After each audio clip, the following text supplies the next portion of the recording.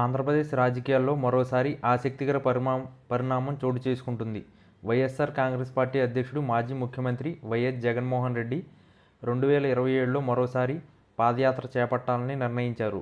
2029లో శాసనసభ ఎన్నికల్లో విజయం సాధించడమే లక్ష్యంగా ఈ పాదయాత్ర ఉంటుందని రాజకీయ విశ్లేషకులు భావిస్తున్నారు. 2017-19 మధ్య చేపట్టిన ప్రజా సంకల్పన యాత్ర ద్వారా ప్రజల్లోకి వెళ్లి ప్రజాదరణ పొందారు జగన్. 2019 ఎన్నికల్లో అఖండ విజయం సాధించారు. ఇప్పుడు మళ్లీ అదే వ్యూహాన్ని అనుసరించాలని భావిస్తున్నారు. అయితే ఈసారి రాజకీయ, చట్టపరమైన సవాళ్లు జగన్ ముందు అడ్డుగోడల్లా నిలుస్తున్నాయి. 2017లో చేపట్టిన ప్రజా సంకల్పన యాత్రలో జగన్ 3648 కిలోమీటర్లు నడిచి 341 రోజుల్లో 134 నియోజకవర్గాలను కవర్ చేశారు.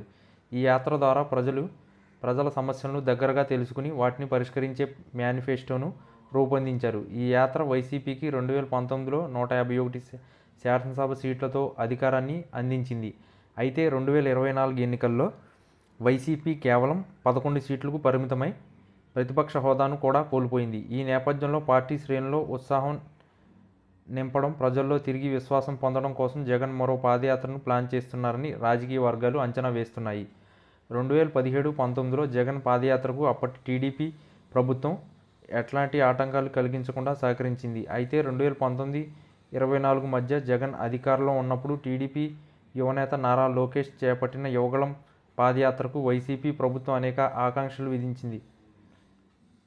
అనుమతులు రద్దు చేయడం, పోలీసుల జోక్యం, రాజకీయ ఒత్తిళ్లు వంటివి లోకేష్ యాత్రను తీవ్రంగా ప్రభావితం చేశాయి.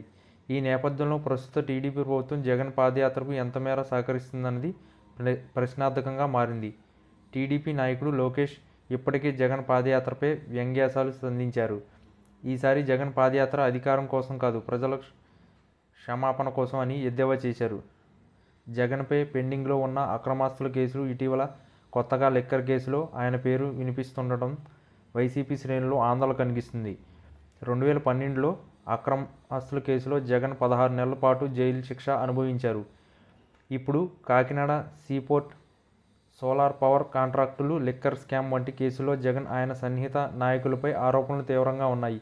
ఈ కేసులు కొలిక్కి వస్తే జగన్ మళ్లీ జైలుకి వెళ్లే అవకాశం ఉందని రాజకీయ వర్గాలు అంచనా వేస్తున్నాయి. ఇటువంటి పరిస్థితుల్లో పాదయాత్ర ప్రకటన ద్వారా పార్టీ కేడర్లో ధైర్యం నింపడం, ప్రజల దృష్టిని కేసుల నుంచి మళ్లించడం జగన్ లక్ష్యంగా కనిపిస్తుందని కొందరు భావిస్తున్నారు.